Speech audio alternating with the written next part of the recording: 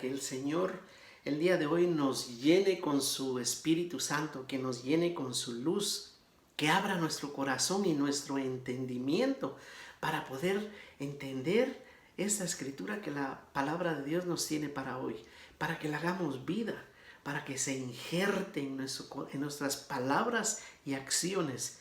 Se lo pido al Señor, invocando la fuerza del Espíritu Santo, pero también suplicando la intercesión de la humilde, de la sencilla, de la obediente, de la siempre Virgen María y de San José, para poderla hacer vida. Se lo pido al Señor dando gracias en el nombre del Padre, del Hijo y del Espíritu Santo de Dios. Amén.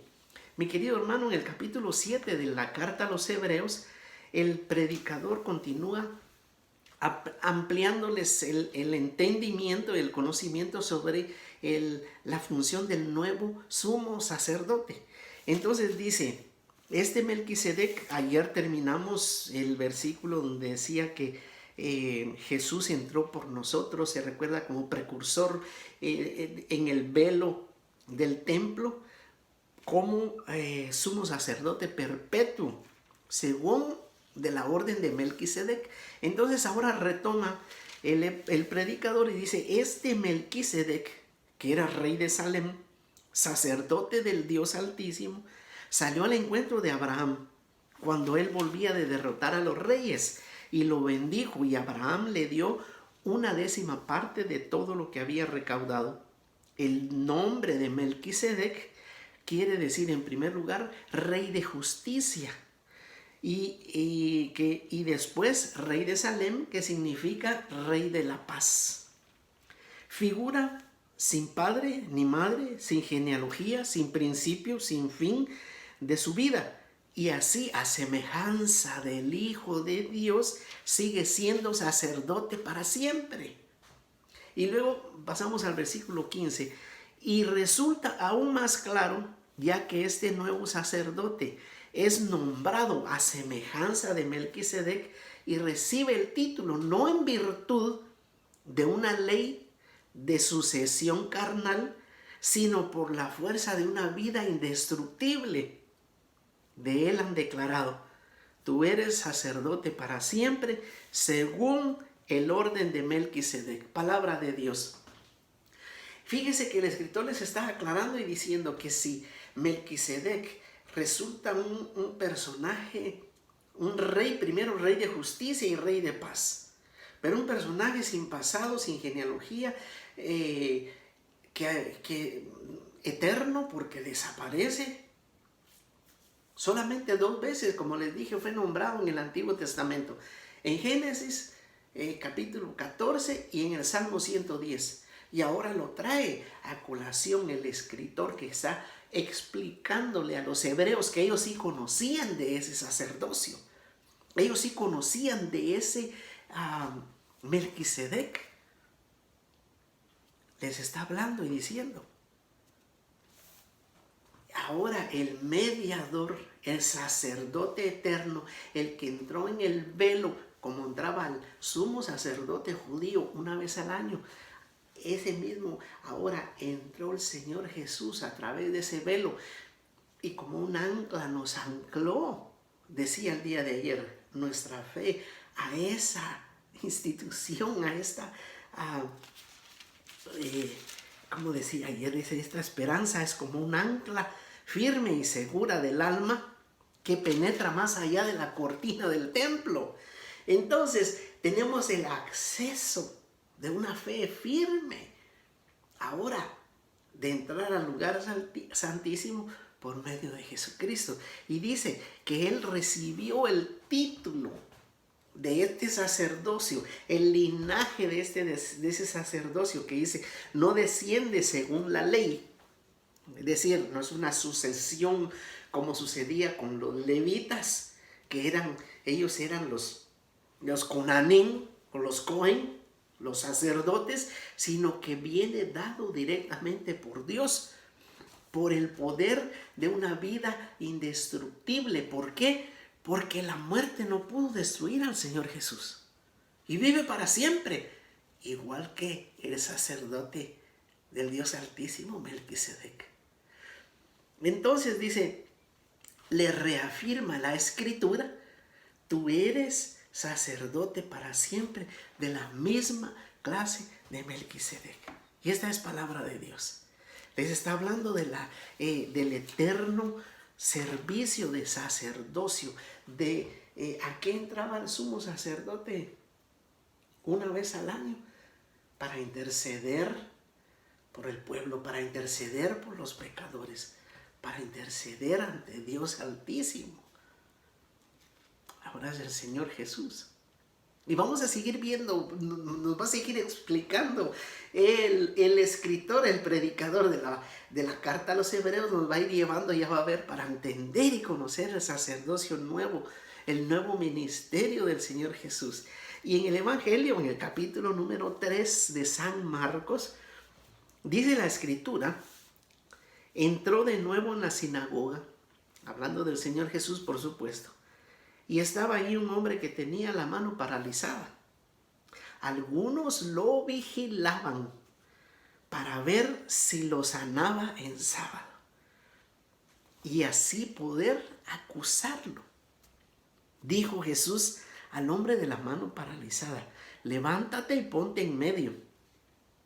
Y les preguntó a ellos, ¿a quiénes? ¿A quiénes lo vigilaban? Le preguntó a ellos, ¿qué está permitido un sábado? ¿Hacer el bien o el mal? ¿Salvar la vida o dar muerte? Ellos callaban. Entonces los miró indignado, aunque entristecido por la dureza de los corazones. Y le dijo al hombre, extiende la mano. El hombre la extendió y su mano quedó sanada.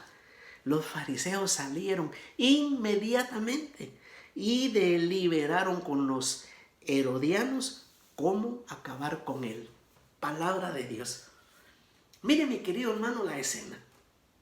El Señor Jesús que va religiosamente a la sinagoga en sábado a leer la escritura, a explicar la escritura, a hablar de la palabra. Le dicen los hermanos judíos a oír la parashat de la semana, la palabra de la semana. Ellos llevan un orden también, un estudio de la palabra de Dios. Y resulta que lo vigilaban para ver sus actitudes, para ver qué dice, cómo se sienta, a ver si saluda, a ver si se tapa con el efod. Yo no sé qué tantos ritos lo estaban viendo para ver en dónde le ponían una trampa, en dónde caer, hacerlo caer. Y dice que había allí un enfermo físico que tenía la mano paralizada. Y lo estaban espiando para ver si lo sanaba. Y aquí viene una revelación bien especial, y yo lo he platicado en este mismo comentario, pero del Evangelio de San Lucas. Y es algo que nos debe de llamar la atención. Fíjese que era sábado. El hombre tenía paralizada la mano. El Señor Jesús, por seguir una norma, una regla, un precepto, un mandamiento, más por temor a cumplir que por amor a Dios, Él le hubiera podido decir al de la mano tullida, mira, estás malo de tu mano, sí, ve a buscarme mañana, estoy allí de Pedro, estoy en Cafarnaúm. Ve, o el lunes voy a estar aquí cerca en Galilea. Búscame, te voy a sanar tu mano. Hoy prefiero cumplir para no quedar mal con ellos. No. Él lo primero que hace, dice, ¿qué está permitido? Primero lo pone delante de todos. ¿Sabe para qué lo puso delante de todos? Para que vieran su impedimento, para que se movieran a compasión sus corazones, para que dijeran, pobre el hombre, no puede trabajar. Yo sé lo que es estar con una mano débil, mala. Mire, él no podía trabajar, no podía a lo mejor arar, no podía jalar un buey, hasta vestirse. Y él A lo mejor lo puso en medio para que lo vieran, para que dijeran, mire, pobre hombre. Para moverlos a compasión. Y les dice todavía, ¿qué está permitido hacer? ¿El bien o el mal? ¿Sanar o no? Les dice, sanar, salvar una vida o dar muerte. No se iba a morir. Y entonces ellos callaban. Entonces él dice que se entristeció. El Señor Jesús se entristeció por esa actitud. Porque dice que vio la dureza del corazón, la rigidez en la norma. Vio la dureza del corazón. Entonces le dice al hombre, extiende la mano y lo sana.